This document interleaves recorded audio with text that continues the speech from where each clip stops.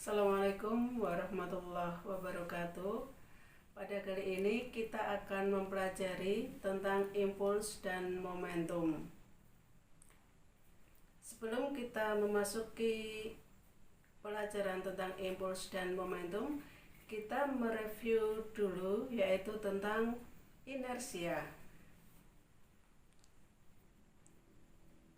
Sebelum pada pokok bahasan inersia, kompetensi dasar yang diharapkan dimiliki siswa yaitu siswa mampu menerapkan konsep momentum, impuls, dan hukum kekekalan momentum. Adapun kompetensi psikomotor yang diharapkan yaitu mampu mendemonstrasikan berbagai jenis tumpukan.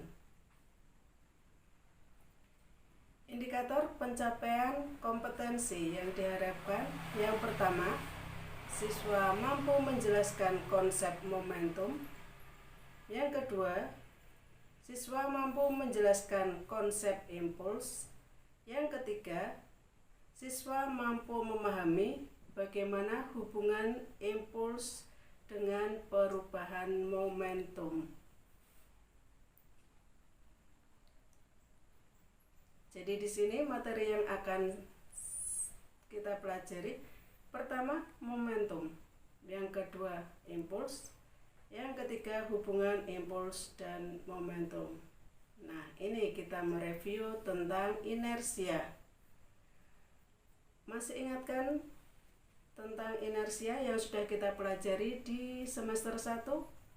Yaitu ada pada hukum 1 Newton, di mana inersia yaitu kecenderungan suatu objek untuk mempertahankan kedudukannya.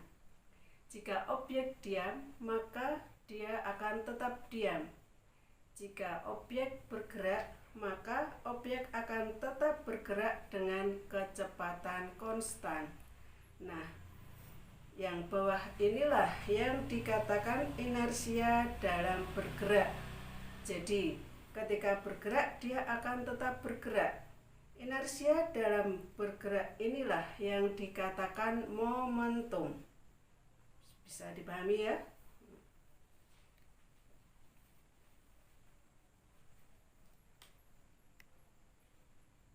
Untuk benda yang sedang bergerak, seberapa besar inersianya, itu artinya sama juga dengan seberapa sukar benda dihentikan. Contoh untuk mobil dan truk. Mobil dan truk bergerak dengan kecepatan yang sama. Kira-kira mana yang lebih sulit untuk dihentikan?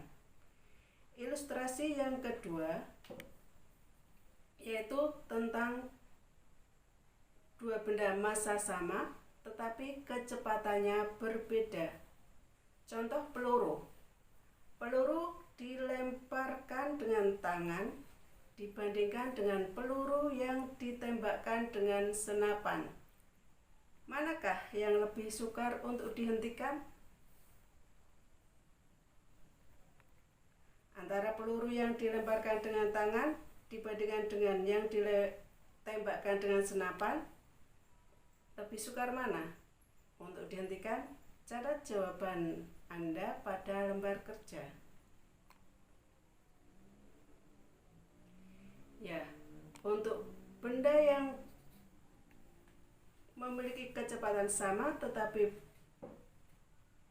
massanya berbeda, benda dengan massa yang lebih besar lebih sulit untuk dihentikan. Artinya, momentum truk lebih besar daripada momentum mobil. Yang kedua, benda dengan kecepatan lebih besar akan lebih sukar untuk dihentikan, yaitu momentum peluru yang ditembakkan dengan senapan lebih besar daripada momentum peluru yang dilemparkan memakai tangan. Artinya, benda dengan kecepatan lebih besar lebih sukar dihentikan, berarti momentumnya lebih besar. Nah, Dari ilustrasi dua hal tersebut, yaitu dari massa dan kecepatan, ada hubungannya, yaitu momentum merupakan massa dikalikan kecepatan. Momentum simbolnya P, massa kita simbolkan M, kecepatan V. M massa benda satuan dalam SI kilogram, V kecepatan benda satuan dalam SI meter per sekon, dan P momentum satuan dalam SI kilogram meter per sekon. Untuk momentum bisa dipahami. Selanjutnya kita belajar tentang impuls. Bagaimana konsep impuls? Sebagai ilustrasi, mobil bergerak dengan kecepatan konstan. Kemudian di tengah perjalanan, sopir menghendaki untuk berhenti sehingga sopir melakukan pengereman dan pada akhirnya mobil berhenti. Mulai dari direm sampai berhenti ada durasi waktu atau ada selang waktu. Nah, gaya yang diberikan pada mobil, yaitu gaya pengereman yang diberikan pada mobil dengan durasi waktu tertentu, inilah yang dinamakan impuls. Jadi impuls sama dengan gaya dikalikan selang waktu. Dirumuskan, impuls I sama dengan F kali delta T. F satuannya dalam internasional yaitu Newton, delta T waktu satuannya sekon, sehingga impuls satuannya Newton sekon atau kilogram meter per sekon kuadrat dikalikan sekon, sehingga sama dengan kilogram meter per sekon. Nah, satuan impuls ini tadi sama dengan satuan apa? Ya, tentunya sama dengan satuan momentum. Di dalam fisika, dua buah besaran atau lebih, jika memiliki satuan yang sama, artinya dua besaran tersebut memiliki hubungan yang sama. Sehingga bisa diambil kesimpulan bahwa di sini momentum dan impuls memiliki hubungan. Nah, sebagai gambaran atau ilustrasinya seperti ini. Mobil bergerak, artinya di sini mobil memiliki momentum awal P1 sama dengan M dikalikan V1. Kemudian di tengah perjalanan dilakukan pengereman, sehingga di sini terjadi impuls atau dikenakan gaya dalam selang waktu tertentu. Setelah dilakukan pengereman dalam selang waktu tertentu, mobil berhenti. Artinya ada perubahan kecepatan.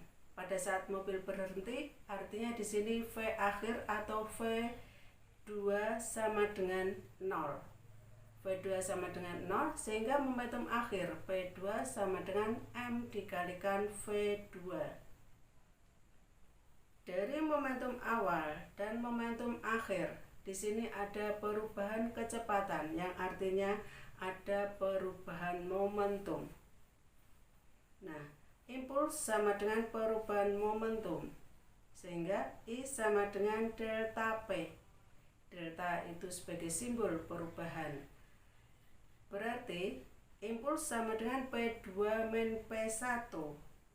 Impuls yaitu F kali delta T, sedangkan P2 min P1 sama dengan M V2 dikurangi M kali V1. Demikian konsep tentang momentum dan impuls. Ada yang ditanyakan? Nah, sebagai contoh soal, ada sebuah bola massa 800 gram ditendang dengan gaya 400 Newton. Jika kaki dan bola bersentuhan selama 0,5 sekon, tentukan impuls pada peristiwa tersebut. Diketahui massa bola 800 gram sama dengan 0,8 kg. Kilogram adalah satuan massa di dalam SI. F 400 Newton. Selang waktu delta T sama dengan 0,5 sekon. Ditanyakan apa tadi? Ditanyakan impuls. Sehingga dijawab impuls sama dengan F kali delta T. Contoh soal yang kedua. Sebuah benda bermassa 1 kg dipengaruhi gaya selama 20 sekon, seperti ditunjukkan grafik berikut.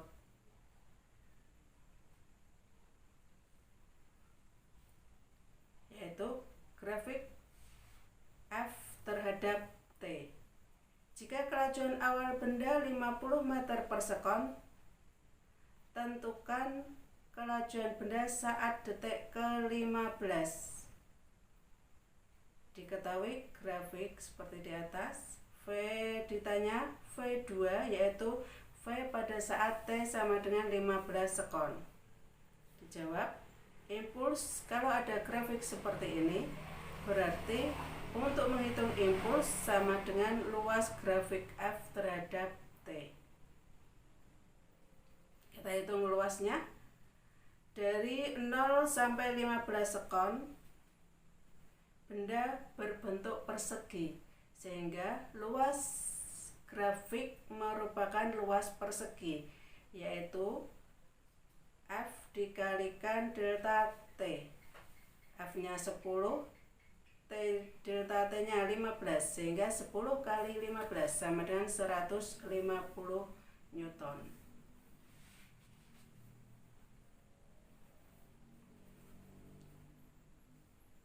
Kemudian kita mencari V2.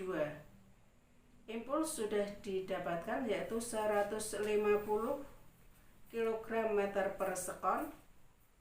Sehingga kita masukkan dalam rumus ini, impuls sama dengan M kali V2 min V1. Impuls kita masukkan 150 sama dengan M dalam kurung V2 min V1. Kemudian 150 masanya tadi 1 kg dalam kurung V2 min V1. V1 nya tadi 50 meter per sekon, sehingga didapatkan V2 sama dengan 200 meter per sekon. Demikian pembahasan kita tentang impuls dan momentum untuk pertemuan kali ini. Semoga bisa dipahami, dan jika ada pertanyaan nanti bisa ditanyakan lewat grup WhatsApp Fisika Pembelajaran Online. Assalamualaikum warahmatullahi wabarakatuh.